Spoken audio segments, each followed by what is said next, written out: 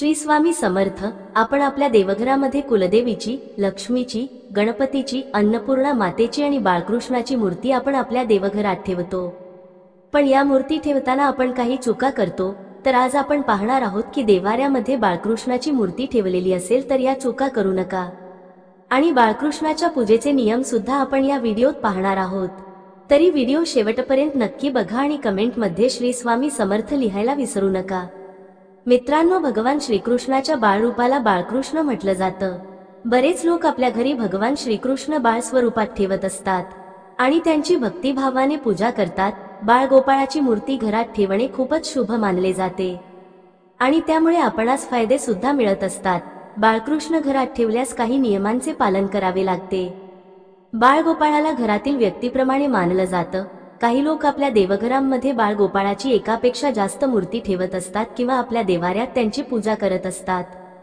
बाळकृष्णाची एकापेक्षा जास्त मूर्ती देवाऱ्यात ठेवणे शुभ मानलं जात नाही। घरातील देवाऱ्यात बाळकृष्णाची मूर्ती ठेवायची असेल तर फक्त एकच मूर्ती ठेवणे शुभ मानले जाते। एका मूर्तीची आपण पूर्ण भक्तिभावाने, श्रद्धेने सेवा करू शकतो आणि त्यांना त्यांच्या आवडीप्रमाणे प्रसाद देखील देऊ शकतो। शिवाय एका मूर्तीची देवाऱ्यात योग्य देखभाल करणे शक्य असतं। असं केल्याने घरात सुख समृद्धी राहते। ज्योतिषशास्त्रानुसार घराच्या मंदिरात देवांची एकच मूर्ती ठेवणे उत्तम आणि शुभ मानले जाते। जर तुमच्या देवाऱ्यात 2 बाळकृष्णाच्या मूर्ती असतील आणि तुम्ही ते विसर्जन करू शकत नसाल, तुमचं मन त्याला तयार होत नाही, तुमचं मन मानतच नाही की आपण एका बाळकृष्णाच्या मूर्तीचे विसर्जन करावे, तर अशा वेळी तुम्ही एक उपाय करू शकता। एका बाळकृष्णाच्या मूर्तीची आपण बाळकृष्ण म्हणून पूजा करावी, तर दुसऱ्या मूर्तीची पूजा आपण बलराम स्वरूपात करावी। असे केल्याने आपणास दोष लागणार नाही। अजून एका नियमांचे पालन करायला हवं। बाळकृष्णाच्या मूर्ती एका सरळ रेषेत ठेवू नका, म्हणजे एक मूर्ती पहिल्या लाईनमध्ये ठेवा आणि दुसरी मूर्ती दुसऱ्या लाईनमध्ये ठेवा। असे केल्याने आपणास दोष लागणार नाही। बाळकृष्णाच्या मूर्तीची शेजारी कोणती मूर्ती ठेवायची नसते याविषयीची माहिती पाहूया। महत्त्वाचा नियम म्हणजे बाळकृष्णाच्या मूर्तीच्या शेजारी बाळकृष्णाचीच मूर्ती ठेवू नका। जर ठेवायचे असेल तर तुम्ही दुसऱ्या लाईनमध्ये ठेवू शकता। तर मित्रांनो, देवाऱ्यात बाळकृष्ण कोणत्या मूर्तीच्या शेजारी ठेवणे शुभ मानले जाते याविषयीची माहिती पाहूया। बाळकृष्ण हे साक्षात जगाचे पालन करता श्रीहरी विष्णू यांचे एक स्वरूप आहेत। बाळकृष्ण माता लक्ष्मीच्या मूर्तीच्या किंवा फोटोच्या शेजारी किंवा समोर ठेवणे शुभ मानले जाते। त्याचबरोबर बाळकृष्णाला शंख खूप प्रिय आहे। विष्णू भगवान यांनी आपल्या प्रत्येक अवतारात शंख सोबतच ठेवलेला आहे। त्यांना कधीही आपल्यापासून वेगळं केलं नाही, म्हणून बाळकृष्णाच्या शेजारी शंख ठेवणे अत्यंत आवश्यक आहे। बाळकृष्णाला गोपाळ सुद्धा म्हटलं जातं। गोपाळ म्हणजे गायी राखणारा। बाळकृष्ण लहान असताना जेव्हा ते गोकुळात राहत होते तेव्हा ते गायी राखायचे, त्यामुळे त्यांना गोपाळ म्हटलं जातं। म्हणून गायीची मूर्ती बाळकृष्णाच्या शेजारी ठेवणे शुभ मानले जाते।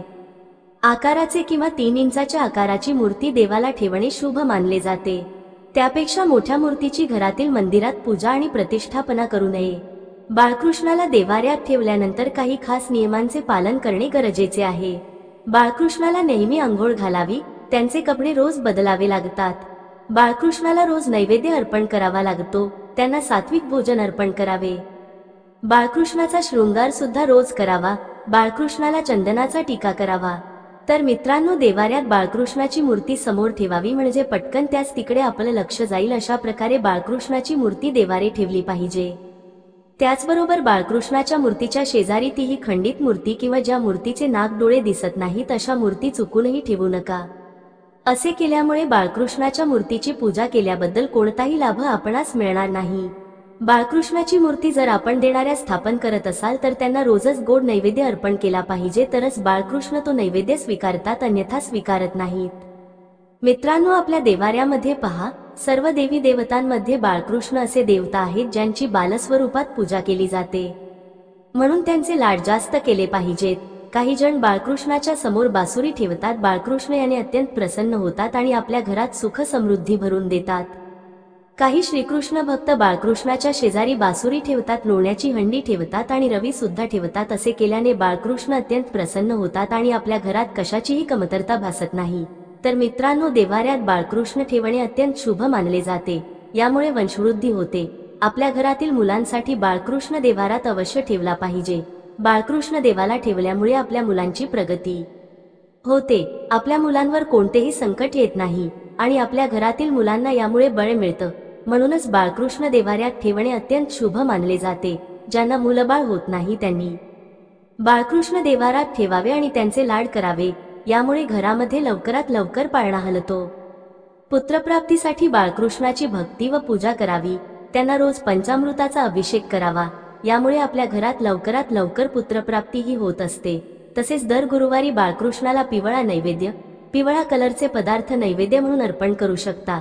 यामध्ये तुम्ही केळी सुद्धा बाळकृष्णाला नैवेद्यात अर्पण करू शकता. तर मित्रांनो, तुम्हाला हा व्हिडिओ कसा वाटला कमेंट करून नक्की सांगा. व्हिडिओ आवडला असेल तर व्हिडिओला लाईक करायला विसरू नका. श्री स्वामी समर्थ.